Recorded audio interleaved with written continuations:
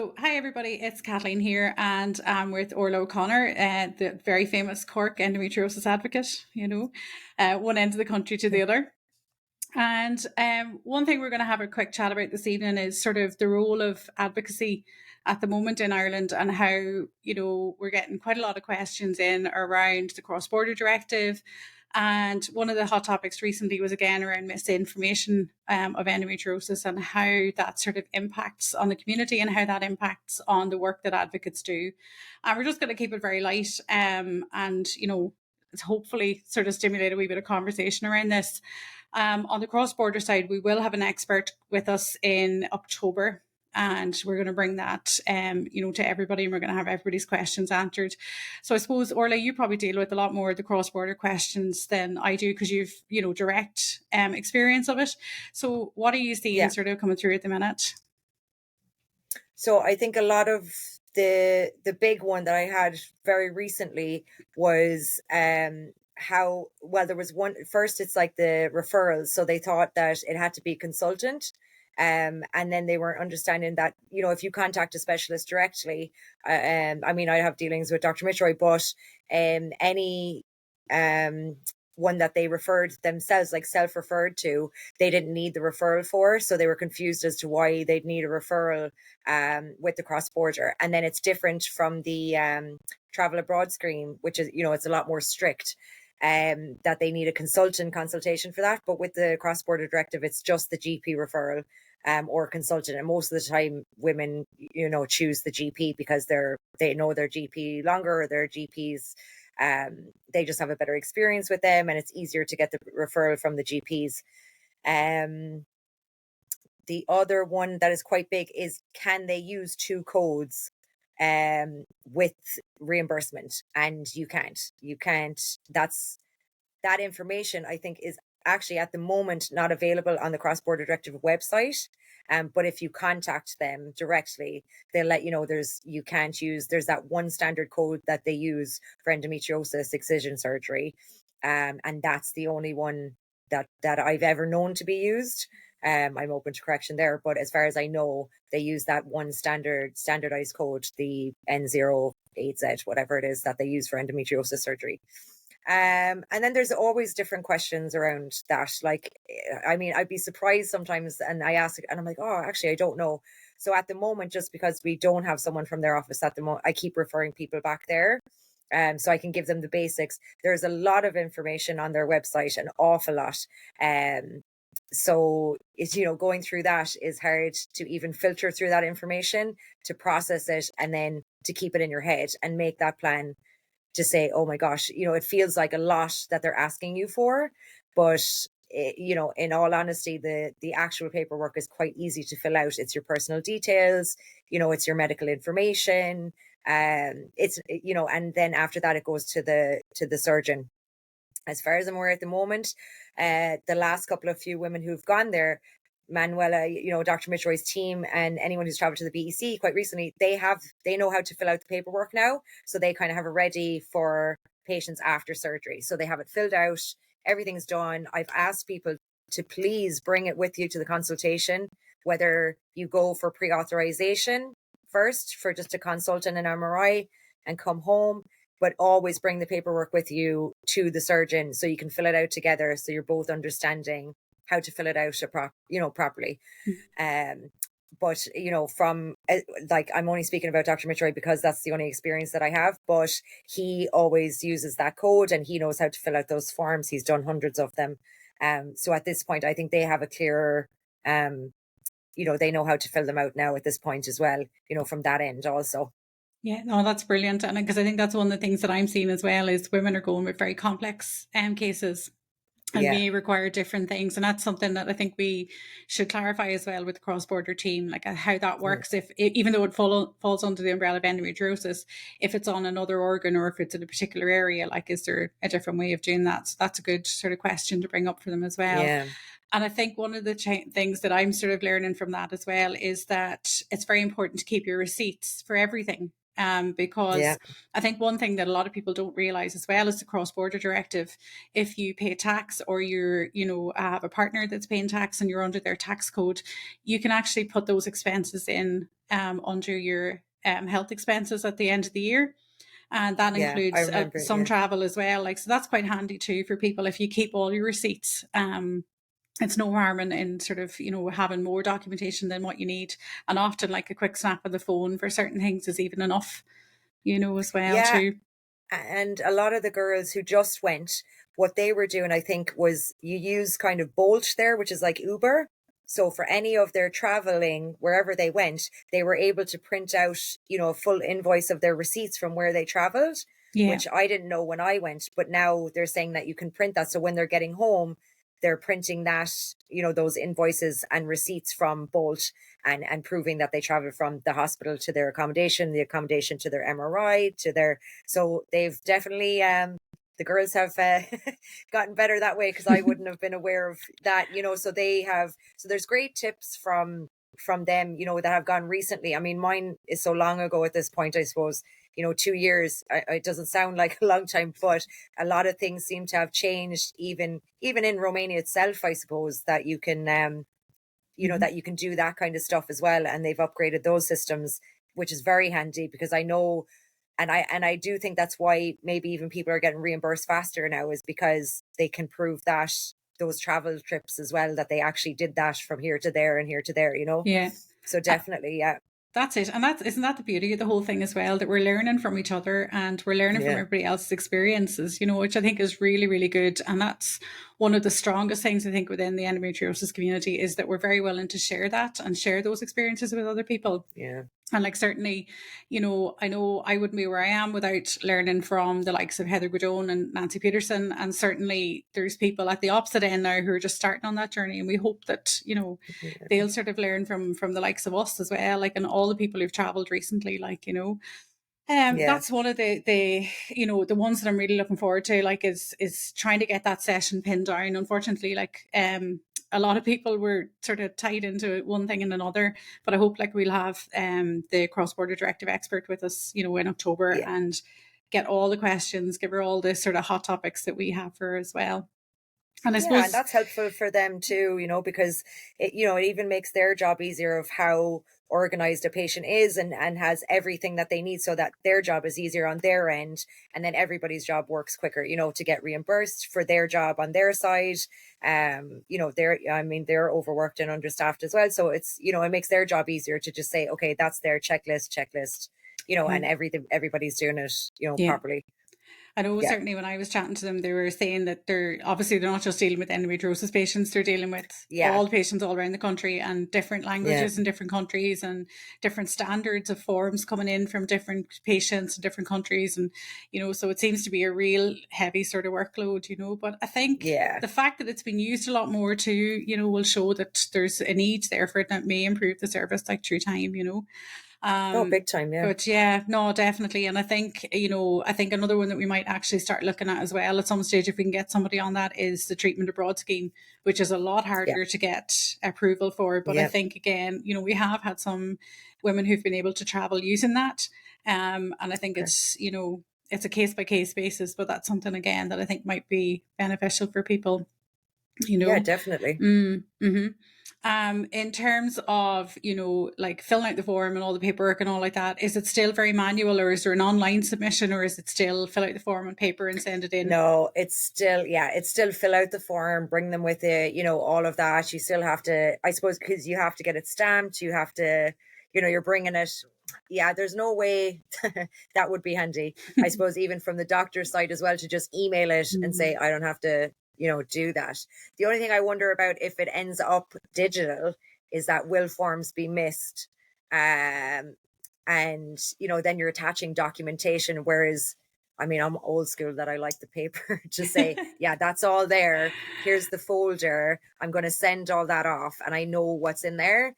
Whereas digitally, I don't know if, but will that get lost in other countries? It's like, if they make that digital, it's like, are they going to say, oh, I'll fill that out, straight after a patient's surgery, which is what they're doing at the moment because it's on paper. I wonder if things would get missed just with it being digital. You know what I mean? Yeah, no, it'd be easier That to would miss be my it. concern. Yeah. Yeah, no, you could see where that could be missed, all right. And I think as well too, if you have your Polly Pocket, your folder with all your bits and pieces in Yeah, it, it's nearly easier, isn't it too? Because you know where you it are is. then, you know, you can keep an eye Yeah. on it. Yeah. Yeah. No, I think that's a good sort of tip for people, and get a nice fancy coloured folder, and you know, Exactly. Ebenezer That's what I Mr. did. I was Price like, or bright something. pink folder. Yeah. I was like, bring this and put everything in there. It's the Yeah, only way to do it, like, you know, because I know when I travelled for my definitely. surgery, it was the same, like every single receipt, like, was going into it, like, Went no in. matter what, Yeah. like, and, you Yeah. know, I suppose you just get into the habit of it as well, like, you know, you really do. But no, look forward to that conversation. And look, I think, you know, Definitely. it's one of those things too that, you know, and we've chatted before about the likes of advocacy work and the likes of supporting patients and all that. And, you know, this is where a lot of the work that we're sort of doing in the background is being repeated over and over, you know. And I think if we could put it into a collective resource, get that conversation out there, then more people can access that, and that sort of helps people when maybe we're not available or we're not online or things like that as Yeah, well. certainly. Yeah, Yeah, definitely. yeah, Yeah. make it easier, like, you know. And I suppose one of the things that's come up during the week for me, and you know, I want to sort of get your thinking on it. I've been speaking to a few people, and they've been sort of wondering about, you know, the sort of upset that's caused when the definition of endometriosis is wrong. And this has come from healthcare professionals I've been chatting to about a different project.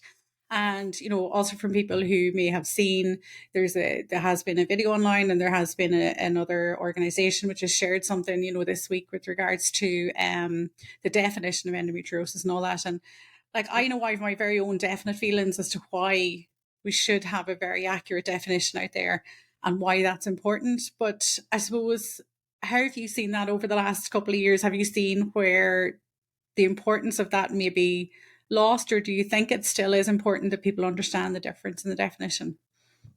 I think they really do need to understand the definition. And when you see it in particular, like you've mentioned that group, and, you know, medical professionals aren't getting that information right, because it isn't just about your period, and it isn't just then, and it isn't just when you're ovulating. You know, there's like, even for myself, there was 7 days of the month where I was okay. That's it. So for the rest of the time of my life, for years, it's like, and you're the same as well, like, you know, that just shows that it isn't just to do with your period or retrograde menstruation, or all those things are incredibly important, because we have to, you know, and everybody has to realize that it isn't just a menstrual disease or a gynecological disease. It's your entire body, and it's systemic, you know.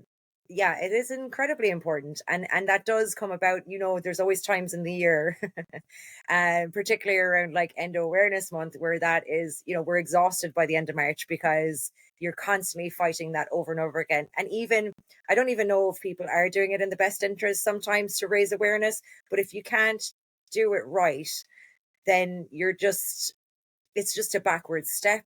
And like, so many advocates have fought that for so long, yourself in particular, for decades, you know, Heather too, so many. And it's so important to do that. And I don't think that the medical community, or even the world or the population, can understand it completely if we still treat it as like this stigmatized, hidden, you know, around your period disease, because nobody wants to talk about that. Even women don't want to talk about that. We know that even from menopause, from periods, older generations, younger generations, you know, teenagers. I don't know if they talk, I don't, you know, I don't know if they discuss that with their friends. They don't seem to. It's still not something they talk about.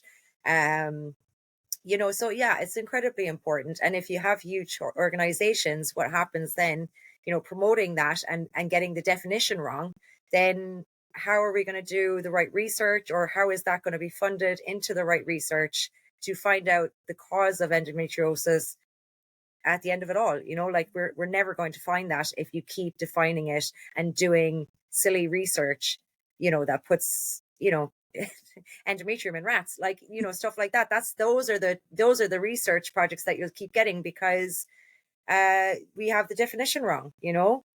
Well, we Yeah. don't have the definition wrong, but I mean, you know, the rest of the you know, people do, you know, and that's the problem, you know. And it I is know. important. It's very important.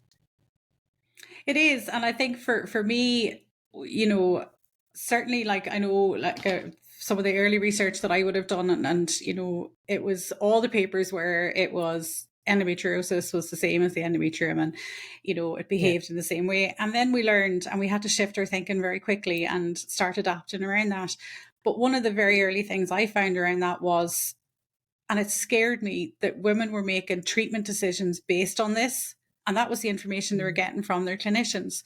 So clinicians were believing that, you know, the uterus was the source of endometriosis.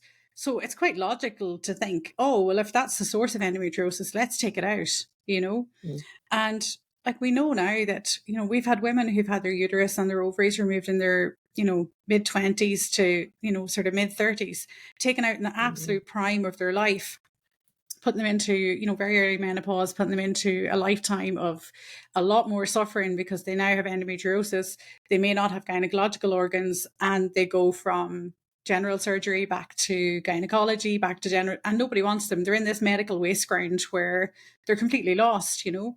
And I think that's one of the things that sort of, certainly in the conversation I've had this week around this, was that, you know, if treatment decisions are based on misinformation, there's very, very little way back from that, you know. And, you know, be that around prescribing somebody pregnancy, or be that around prescribing somebody a hysterectomy or a nephrectomy, you know, and all of those things have their place in other parts in our lives.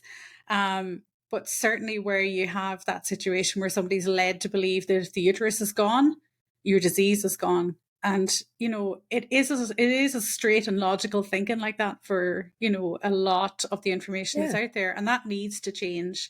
And again, too, like you say, a lot of the research that's been done, like if we're looking at the wrong thing, we're just wasting money and time and effort and people's hopes as well, you know. Yeah, and it's people's lives, you know, and you're just, you know, and there still is that thinking in Ireland that a hysterectomy, you know, women believe that, like they still believe, you know, if I remove my uterus, everything will be okay on my ovaries. But they're also, you know, then they're not informed about what happens after that. It's like, oh, it's just the menopause, but that's you know, that's a whole other minefield. And not even just that, but then, you know, you have osteoporosis, you have cardiovascular diseases, you know, you have all of that accompanying that. And even, you know, they're not even aware of those issues after you have a hysterectomy, you know. And then should your ovaries be removed if they're healthy, you know, so you don't go into menopause, like all of those things. It's like, you know, in Ireland, you know, they're still performing total hysterectomies and oophorectomies at the same time. You know, it's not just, oh, if your ovaries are healthy, keep them. You know, it's like, no, if we're going to take everything, just take it all, you know. And then, you know, have you told them how they're supposed to manage menopause after that? Like that you immediately go into it. It hasn't been a natural progression into that you're immediately smack bang into menopause, you know, and how are you supposed to cope with that? And then there's no care for that, you know, or there's no information about that. So that's, you know, and then that's the other part of your life, you know, that you still are going to live through, you know, another 30, 40, however many years. Some women much longer if they're having them earlier in their life. And it's still, they're still not living the best quality of their lives. That's, you know. Absolutely. And I think there's a huge fear of treating women who've had or have endometriosis, you know, after the menopause as well. There's a lot of fear around the use of HRT and appropriate use of HRT. And again, it's a lot of trial and error. It's a very individual disease. And, you know, what might work for you might not work for me. And, you know, it does take a wee bit of trial and error and working with a good GP or good gynecologist or a good menopause specialist. But certainly around, you know, the treatments, I think it boils down to informed consent as well, doesn't it? You know, you can't, a hysterectomy may be the best decision. Like, you know, for me, it was the best decision because I got rid of like adenomyosis, fibroids, a septum, and all other, you know, weird and wonderful things, you know. But the blanket thing that I was told when I was like, I think it was probably about 17 or 18, was like, well, you need to get pregnant. And then whenever you're done having children, you can have a hysterectomy and have your ovaries removed and just get it all cleared out. And I was like, that sounds a bit simple. But I think again too, like, I think we're starting to see the shift in the narrative in menopause here. And, you know, I suppose all we can do is keep pushing and hoping that somebody somewhere, you know, picks up the right information, that it sticks, and that we can, you know, entrust the younger people that are coming behind us, you know, with this accurate information, and that they can run with it. Because we've certainly battled over the last number of years to try and make sure that it's out there. And all it takes sometimes is one very bad media article or one particular TV show or whatever it happens to be. And, you know, it's sort of heartbreaking because you sort of think, oh, this is like decades of sort of fighting against this and decades of correcting posts on social media. But then you sort of think you might get an email or a message in that night and somebody's, you know, done their reading. They've had a wee bit of a think about some of the things you said to them and they've accessed good, positive treatment for them. That might be surgery. It may be that they've had them marina fitted, or it may be whatever treatment path they choose. But, you know, again, I think when we're given all the information, we can make those sort of choices. But yeah, I think it all starts with accurate information. And, you know, that's one of my biggest bugbears, isn't it? Misinformation. Yeah, it's like the biggest headache all the time, you know, and we're, you know, I suppose there's more people now, like we've seen it too, you know, even in Ireland, I suppose, like, I think the Irish endometriosis voice hasn't been so loud before, but I do feel like, I really feel this since like probably the last Endomarch that we were at, like since then, I feel like the advocates and their voices are getting louder for Ireland and bigger, you know, and I think that they know so much more, and they really are educating themselves, like they're finding the right resources and they're really pushing for themselves, even if they can't get to the right treatment right now. They know what they have to do and they know what their plan should be, and they're just managing at the moment, but eventually they'll get there. And they're stronger to do that. They're empowered to say stuff to their gynecologist or their GPs and to push for that, and to say, no, this isn't working for me, I want to try this instead.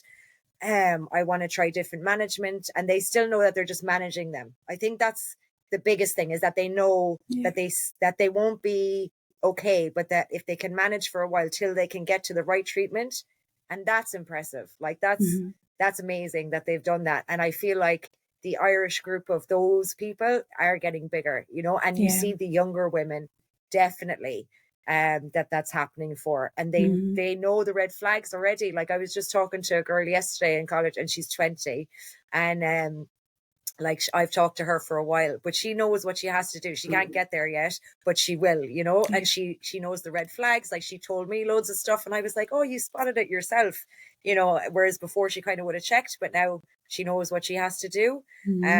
So I do think that's changing, you know, which is great.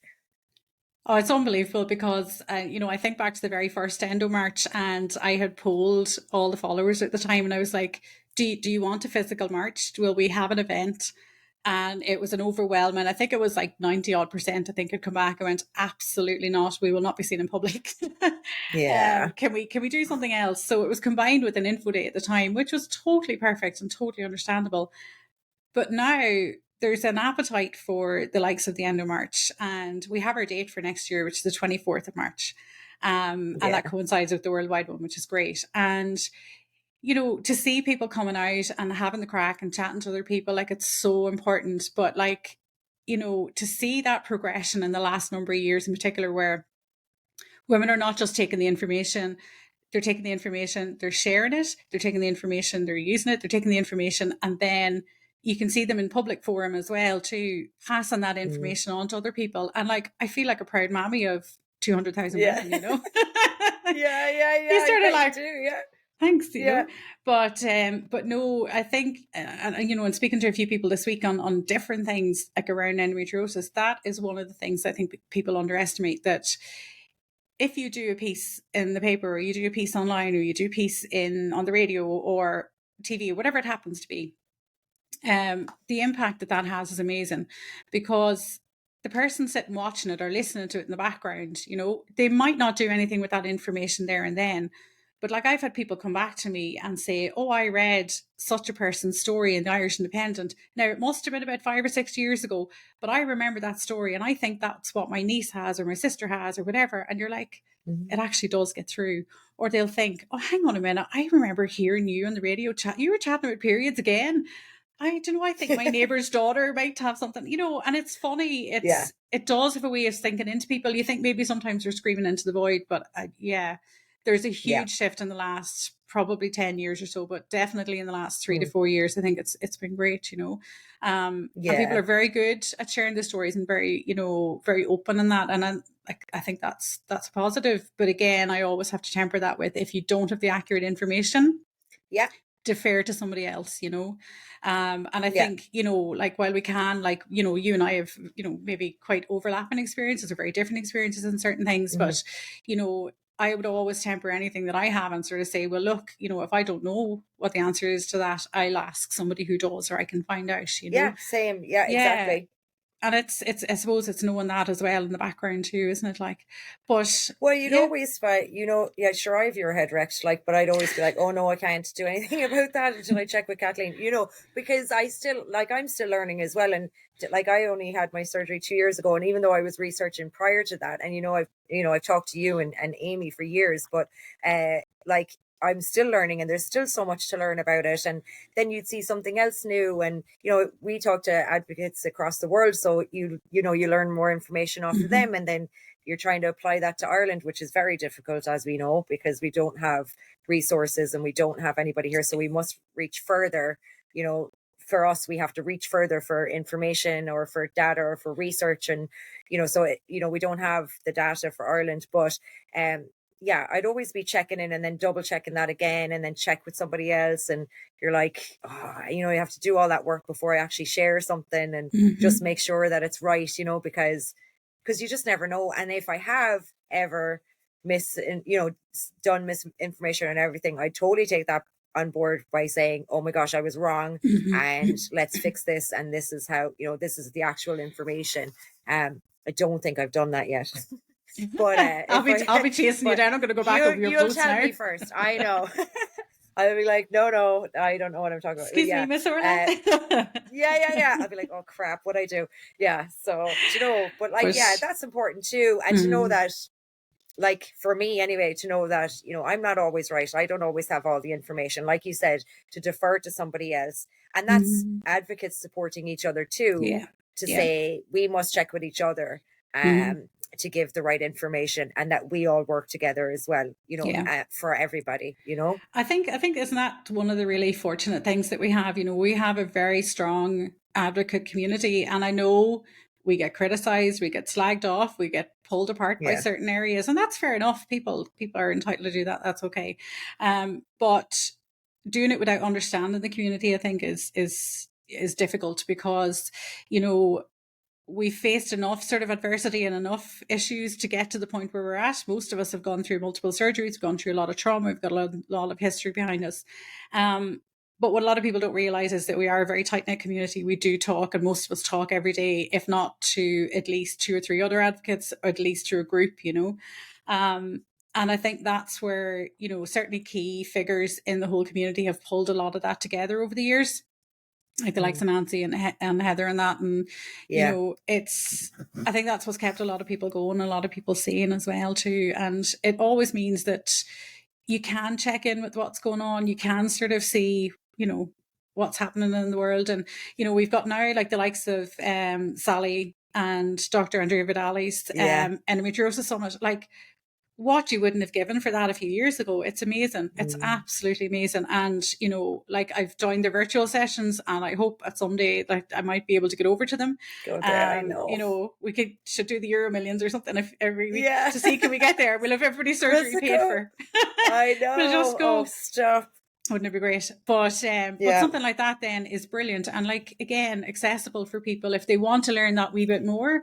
Do you know? Because look, like, you know, bladder endometriosis is not for everybody, and thoracic endometriosis is not for everybody. Yeah. But there are some really good topics, you know, that they're presented again, like around. Oh, it's amazing. All aspects, it's like oh yeah, and it's everything, like, from across the world. Like, there's so many amazing people there. So if you are, I mean, I know it, like you said, it's not for everybody, but you could learn so much at that. It's incredible, and it's so worth it.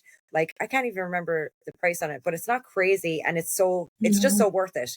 Like, I remember listening back to recordings, and, you know, you could watch them. Like, I watched them a couple of times, some of them, like, you know, it's incredible. It's like, definitely, and you're getting that straight from specialists and advocates, and, you know, it's incredible. No, it's very good. And what's nice about it as well too is because it's, you know, very independently driven as well too. Yeah.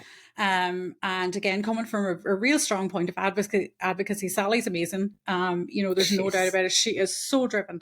And, she's pulled together a great team around her, which is fantastic. Yeah. So, I'm looking forward to that one now in March as well next year. I think it's March, 8th, 7th, 8th of March, around that time. So, but yeah, I'll be sharing it out again anyway. That's something to look forward to. Really is. I'm yeah, that's such a positive thing. You know what I mean? It's so positive. I'm like, yes, cheerlead for that. I know. Because it's incredible, and I think it's just because, we don't have that in our, do you know what I mean? We don't have anybody to do that for us. So when you see those things, those super positive, informative, knowledgeable things with a, bunch of heroes, really, you're just like, oh yeah, grab that information, grab what's from that. And that, that keeps us going as well to say, okay, we can do more work for this, and there's more we can learn, and there's more we can do for people, for the future, for, mostly because the people now just need to be treated, and we can only do what we can give them the tools to do that for now. But yeah, sure, the hope would be to do something like that eventually. But I know it's time to resurrect the the summits, for this side, that. So it would be great to do something like that again. It really would. And I think there is a huge gap for it as well. And I think too, from a clinical point of view, it'd be nice to see some clinical engagement with patients as well, and not on a fearful side where they can learn from us and they can learn from the group as well too. So there's always space for that. Oh, definitely. Yeah. And patient involvement and advocacy involvement, all of that, all of that needs to be community involvement, and PPI, we've spoken about that before, and, all clinicians and GPs and, primary care levels, and all of them at all levels, that's, that would be your hope too, because that's the only way you can move forward, or for everybody to fully understand each other, that's the only way we can do that, I think, And that's it. And I suppose just to wrap up the conversation, it's back to that sort of one line, isn't it? That it's nothing about us without us. And I think endometriosis is one of those things where really that should be the case, because again, so misunderstood, so much misinformation, and use the skills and the tools of the people that are there. I think that's very important, So, very important, definitely. Orla, thanks for chatting to me, that sort of way. And look, we'll be back chatting again soon about the cross-border directive in more detail. And thanks for having me. We'll have loads of questions, I'm sure, by then. Thank you very much. Thank you. All right, Kathleen, thanks.